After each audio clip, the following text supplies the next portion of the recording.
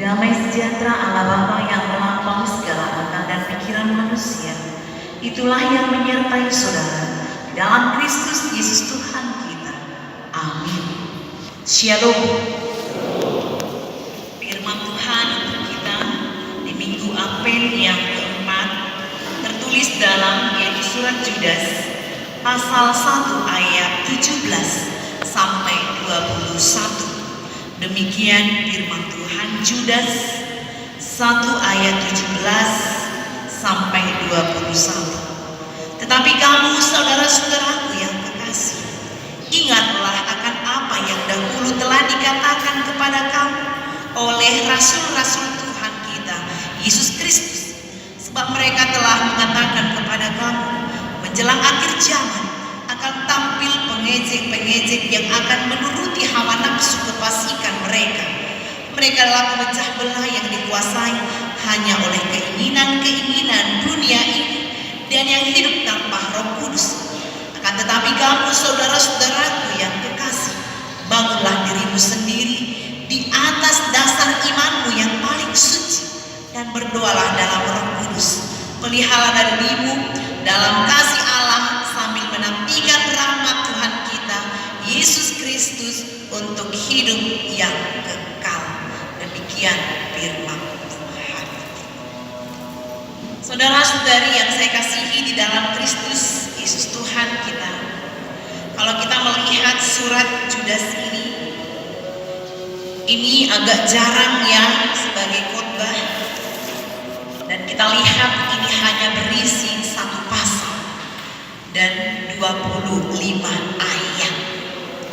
Dan sekedar info, kalau dikatakan di sini Judas, mungkin pikiran kita langsung yaitu teringat akan Judas Iskariot ya, yang menjual Tuhan Yesus. Tapi di sini Judas yang disebut bukanlah Iskariot, baik nama maupun karakternya. Tapi yang dimaksud di sini adalah sebagai penulis surat Judas ini adalah saudara dari Yakobus, saudara dari Tuhan Yesus, yaitu Judas Tadeus. Ya, ini supaya jelas, dia adalah saudara Yakobus, saudara Tuhan Yesus. Kita melihat di sini Alkitab mengingatkan bahwa kita semua bersama segenap dalam umat Tuhan sedang dalam proses perjalanan on the way atau OTW. Kalau sekarang ini banyak orang OTW mau pulang kampung atau mungkin mau liburan Natal, itu secara yaitu duniawi ya, itu secara duniawi. Tapi sekarang kita juga berada dalam yaitu kondisi OTW juga ya, tapi dalam hal iman, yaitu kita sedang on the way dalam perjalanan dalam pengharapan di mana pada waktunya kita akan menuju titik akhir dari segala waktu. Titik akhir dari segala waktu kita sedang menuju di sana. Nanti ada titik akhir semua waktu, batasnya ada. Itulah kedatangan Yesus yang kedua kalinya. Itulah kedatangan Yesus yang kedua kalinya, Maranatha. Ya, itulah sebagai titik akhir dari semua waktu. Jadi semua kita sekarang sedang on the way ya. Dan di sini kita meyakini bahwa kita masih dalam proses dan belum menyudahi penziarahan. Ya. Kita belum tiba yaitu di titik akhir tadi. Jadi selama Tuhan masih kasih kesempatan, selama kita boleh duduk di sini, kita boleh memuji Tuhan, kita beribadah, berarti kita masih dalam proses. Sebelum kita dipanggil dari dunia ini, berarti kita semua masih dalam proses, belum menyudahi penziarahan, belum tiba yaitu di akhirat. Di sini Judas mengingatkan, menjelang akhir zaman akan tampil pengejek-pengejek yang akan hidup menuruti hawa nafsu kefasikan mereka. Saudara-saudara, Bapak Ibu yang saya kasihi, kita lihat di sini apa tujuan Judas menuliskan suratnya. Yang pertama adalah mengingatkan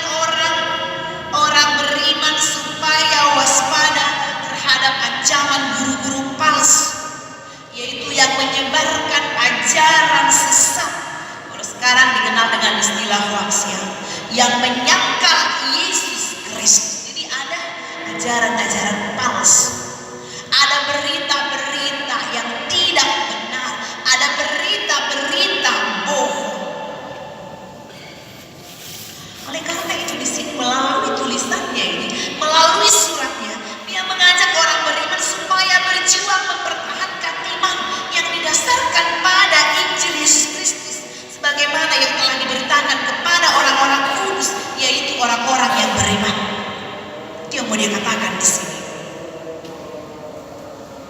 Karena ajaran-ajaran sesat yang ditebarkan oleh guru-guru palsu sangat berkaitan dengan yaitu gaya hidup yang menuruti hawa nafsu, yaitu hedonisme, dan kemudian dengan kejahatan.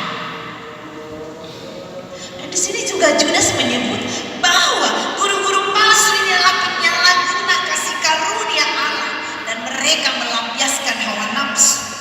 Guru-guru palsu ini bertindak yaitu amoral. Mereka juga kompromistis seperti Kain. Mereka juga serakah seperti Bileam.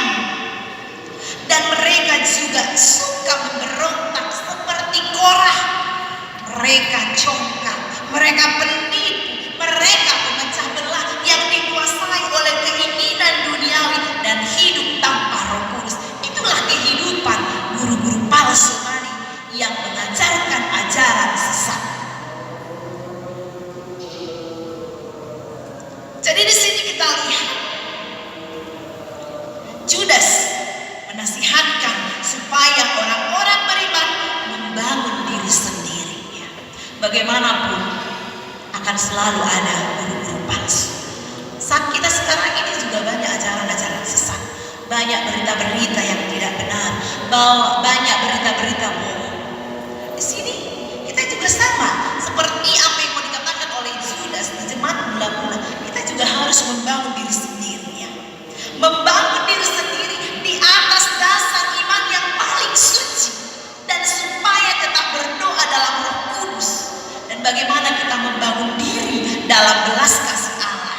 Dan disitulah kita sambil menantikan rahmat dari Tuhan Yesus untuk hidup yang kekal. Membangun diri sendiri dalam iman yang paling suci. Saudara-saudara yang saya kasihi, berbicara tentang iman, kesetiaan, di dalam Kristus tidak ada hidup yang abu-abu, ya. Tidak ada hidup yang abu-abu. Putih adalah putih, hitam adalah hitam. Benar adalah benar, salah adalah salah. Ini di dalam Tuhan. Kalau salah, benar-benar, hitam-hitam, putih-putih. Di dalam Kristus kita tidak bisa hidup berkompromi dengan kefasikan dan kejahatan. Kalau dosa-dosa seperti itu, ya. Jangan dikatakan apa-apalah gitu, ya. Tadi cuma sedikit berbohong. Tidak ada sedikit berbohong. Yang pasti dosa adalah dosa, salah adalah salah. Jadi tidak bisa kompromi dengan kefasikan, dengan kejahatan. Tapi yang menjadi masalah adalah seringkali kita diperhadapkan dengan dunia sekitar yang selalu menampilkan cara hidup yang fasik dan jahat. Dan kemudian ini bisa mempengaruhi hidup kita. Artinya seperti sekarang ini, ya, kita berbaur dengan orang lain, dengan yaitu budaya yang lain, dengan agama yang lain, dengan lingkungan yang lain. Bagaimanapun ini bisa mempengaruhi hidup kita kalau kita tidak kuat. Sama seperti tadi datang ajaran-ajaran sesat. Kalau kita tidak kuat dalam ajaran kebenaran seperti firman Tuhan, kita akan mudah goyah, ya. Kita akan terpengaruh. Padahal kita sebagai pengikut Kristus, kita bukan untuk dipengaruhi, tapi adalah untuk mempengaruhi. Kita adalah terang, kita adalah garam. Garam dan terang adalah untuk membedakan rasa, untuk membuat rasa, ya, yang hambar menjadi enak. Jadi mempengaruhi rasa. Demikian kehadiran orang-orang Kristen, mengikut Kristus, bukan untuk dipengaruhi, tapi bagaimana kita mempengaruhinya. Ini. Tapi di sini kita lihat seperti yang saya katakan tadi, karena kita berhadapan dengan dunia sekitar, di mana mereka menampilkan cara hidup yang kadang kita menjadi ikut. Ya, banyak kita lihat sekarang ini gaya hidup orang Kristen sudah jauh melenceng dari firman Tuhan. Ya, sudah jauh dari ajaran firman Tuhan, sudah jauh dari apa yang Tuhan mau. Padahal Kristen bukan saja agama, lebih dari itu Kristen adalah sebuah gaya hidup seperti Kristus. Ini harus kita ingat, bukan sekedar agama, tapi adalah gaya hidup. Gaya hidup seperti Kristus. Dalam firman Tuhan hari ini kita diminta untuk membangun diri, memelihara hidup dalam kasih Allah. Ini berarti saudara-saudara yang saya kasih, kita harus berjuang untuk tetap hidup dalam Kristus. Saya katakan tadi gaya hidup dunia sering menggoda, membuat kita terjerumus ke dalam gaya hidup dunia. Tawaran jalan pintas yang tidak sesuai dengan kehendak Tuhan untuk mencapai apa? Untuk mencapai popularitas, untuk mencapai kekayaan, untuk mencapai kedudukan. Ini juga yang sering menggoda kita untuk memperolehnya. Dan terkadang disinilah hati nurani berperang dengan keinginan daging. Yang kemudian ini kelihatan ketika kita mengambil keputusan apakah menuruti keinginan roh atau keinginan daging. Dan bagaimana kita memenangkan yaitu keinginan Roh Kudus. Saudara-saudara yang saya kasihi, Soekarno, Bapak bangsa pernah berkata, janganlah kamu katakan kamu pemenang ketika bisa mengalahkan 1000 orang. Tetapi pemenang gemilang adalah yang mampu mengalahkan diri sendiri. Ya, yang mampu mengalahkan diri sendiri. Ungkapan ini mau mengatakan kepada kita semua yang hadir di sini bahwa seringkali kita sulit mengalahkan keinginan dan nafsu sendiri. Mengalahkan keinginan dan nafsu sendiri itu membutuhkan perjuangan.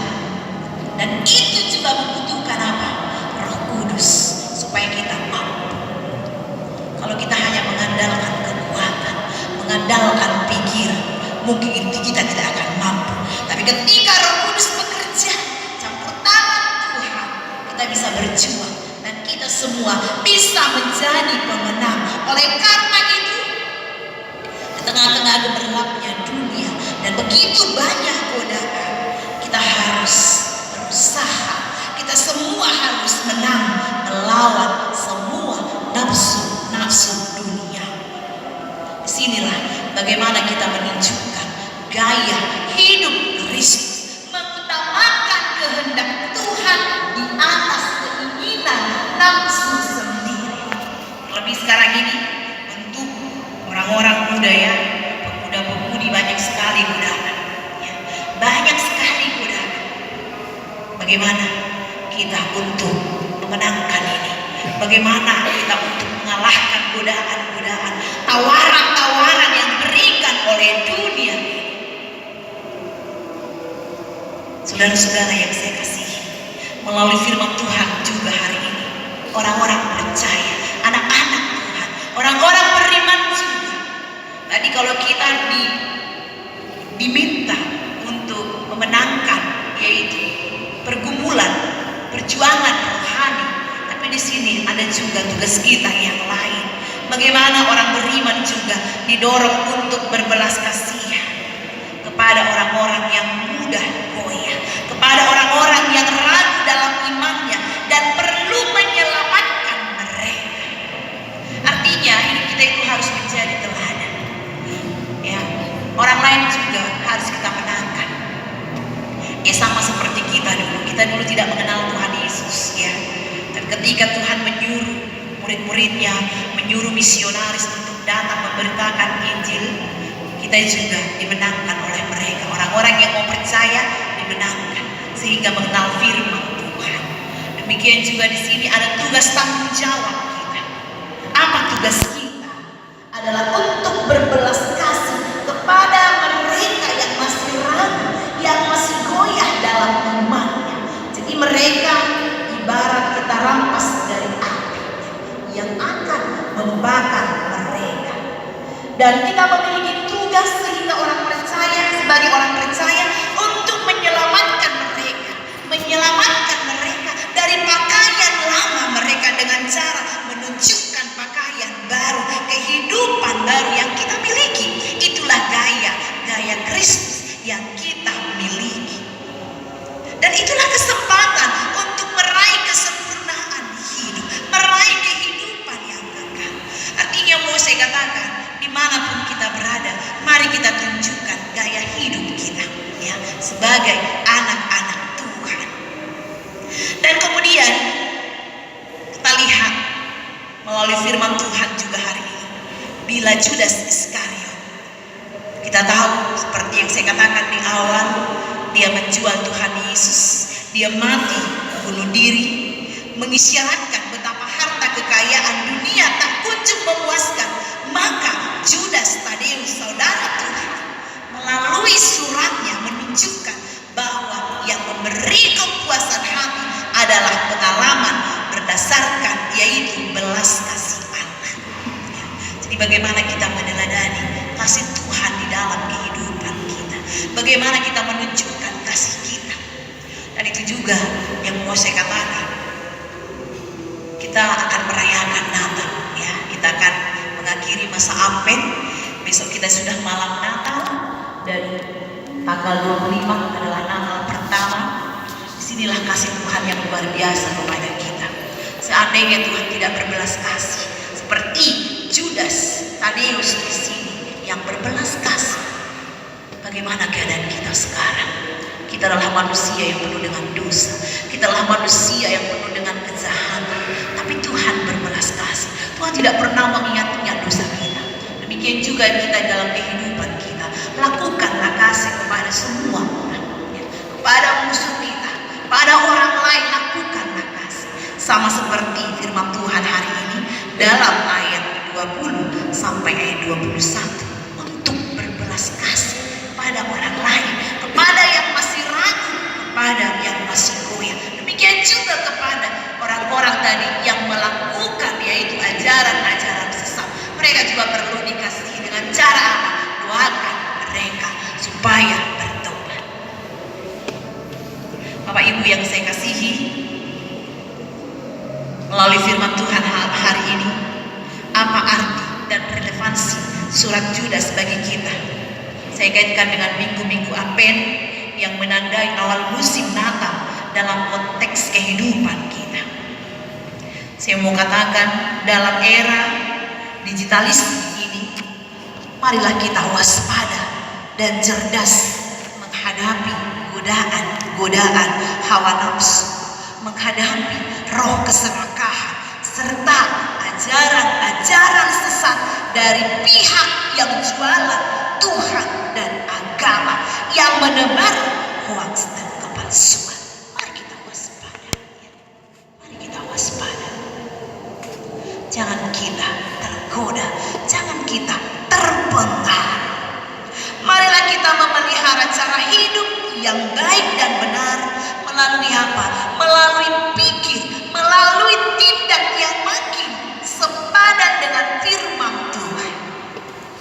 Kalau hari ini 4 lilin menyala, itu pertanda adalah Advent yang keempat. Mari, saudara-saudara yang saya kasihi, dalam hati kita yang turut melambangkan jerih juang kita dalam perjalanan panjang penantian, biarlah kita isi dengan apa? Yaitu dengan yang pertama, harapan, hope.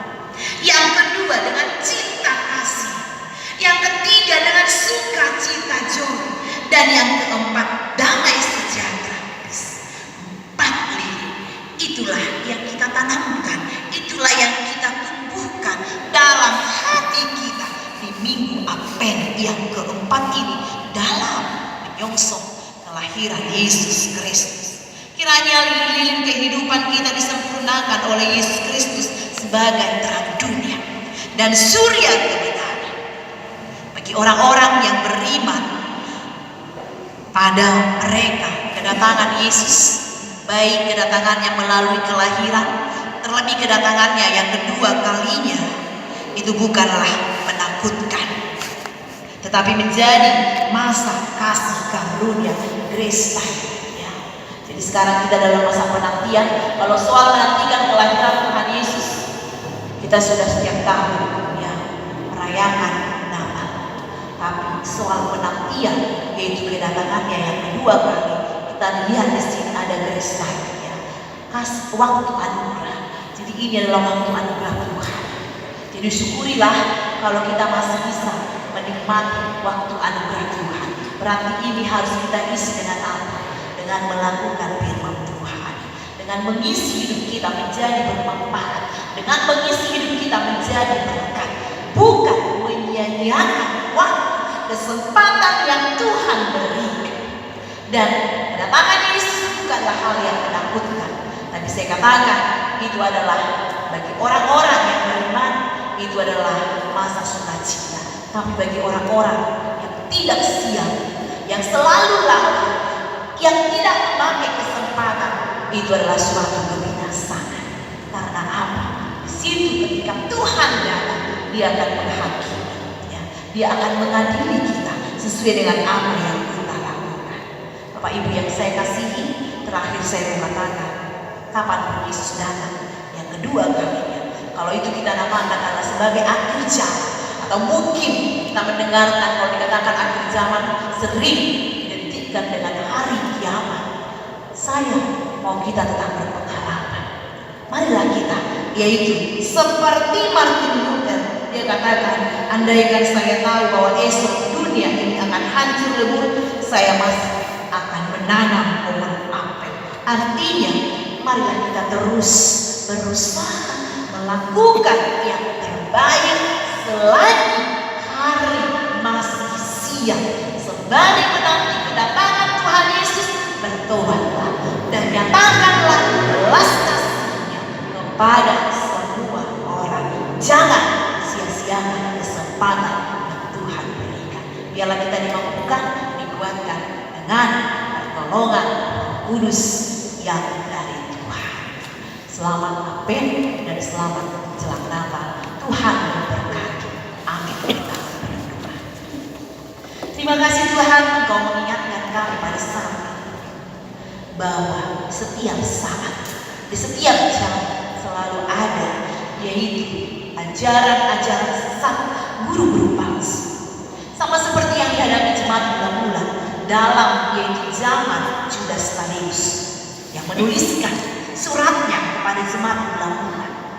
Dia menginginkan supaya mereka hidup di dalam iman yang teguh, iman yang kudus, iman yang suci, tidak terpengaruh, tetap berdasarkan firman Tuhan. Oleh karena itu, dia ingin menguatkan mereka supaya jangan goyah, tapi mereka tetap kuat di dalam iman dan kesetiaan. Demikian juga dalam kehidupan kami sekarang ini, di mana kami dalam masa penantian kedatangan Tuhan yang kedua kalinya, dan juga Tuhan besok kami akan merayakan Natal. Tuhan, biarlah kami juga dikuatkan oleh iman percaya kami, oleh setiap firman yang kami dengarkan. Dengan kuasa Roh Kudus kami mampu Tuhan melawan ajaran-ajaran palsu, ajaran-ajaran sesat yang bisa menggoyahkan iman kami. Karena pada saat ini banyak sekali Tuhan ajaran-ajaran sesat yang bisa Tuhan membuat kami menjauh dari Tuhan, meninggalkan Tuhan. Tapi kami yakin dan percaya dengan jamahan Roh Kudus, dengan urapan Roh Kudus Tuhan, kami diingatkan bahwa Tuhan adalah jalan satu-satunya untuk menuju surga. Bapak, jangan biarkan kami tergoda, dan jangan biarkan kami dikuasai oleh hawa nafsu. Tapi biarlah kami menjadi pemenang. Terlebih kami dalam Tuhan memenangkan hati kami, memenangkan iman kami sampai akhir zaman. Kami yakin dan percaya dengan kuasa Roh Kudus kami semua akan layak untuk memasuki yaitu hidup yang kekal bersama-sama dengan Tuhan Yesus. Tuhan, terima kasih memberikan kami kesempatan untuk memasuki Advent yang keempat. Kau sertai kami dengan napas hidup kesehatan. Kau berikan kami sukacita. Pada saat ini kami boleh duduk bersama di sini memuji dan memuliakan nama Tuhan. Tuhan, kami selalu memohon penyertaan. Berkati kami, biarlah Tuhan kau berikan kami kesehatan umur yang panjang. Berkati kami dalam yaitu kehidupan pekerjaan kami juga. Berkati setiap rumah tangga, berikan damai sejahtera. Berkati anak-anak Tuhan yang duduk dalam bangku sekolah, dalam cita-cita mereka. Biarlah Tuhan Engkau bantu, tolong berikan yang terbaik bagi mereka, sehingga mereka Tuhan boleh menjadi pemenang. Mereka sukses Tuhan di dalam yaitu studinya. Demikian yang mencari pekerjaan, Kau berikan pekerjaan. Dan demikian juga Tuhan yang cukup umurnya untuk berumah tangga, berikan jodohnya yang seiman dan setia kepada Tuhan. Dan hamba juga berdoa buat rumah tangga Tuhan yang merindukan keturunan, Kau berikan Tuhan keturunan, karena itu adalah berkat Tuhan. Bapa, berkati jemaat pembelai yang sakit pada saat ini Kau sembuhkan. Bila ada yang berduka, biarlah Tuhan yang hiburkan.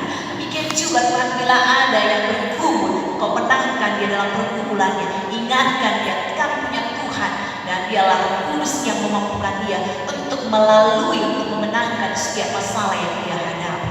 Tuhan, kami serahkan gerejamu dan juga setiap pelayanan Tuhan hanya dalam pimpinan Tuhan. Terlebih Tuhan, untuk besok kami akan merayakan Natal. Biarlah Tuhan Engkau jauhkan dari orang-orang jahat, dari segala ancaman Tuhan. Biarlah berikan kami kenyamanan, kedamaian. Dan terlebih Tuhan, biarlah hati kami damai, supaya Yesus lahir di hati kami. Ketika Yesus lahir di hati kami akan dapat melakukan firman. Tuhan, kami akan pulang, Kau jaga lindungi kami, hantar kami Tuhan dalam keadaan sehat dan baik. Dan di atas segalanya, ampuni dosa kami dan kami layak di hadapan-Mu. Terimalah doa kami ini hanya dalam nama Yesus Kristus kami berdoa dan mengucap syukur. Amin.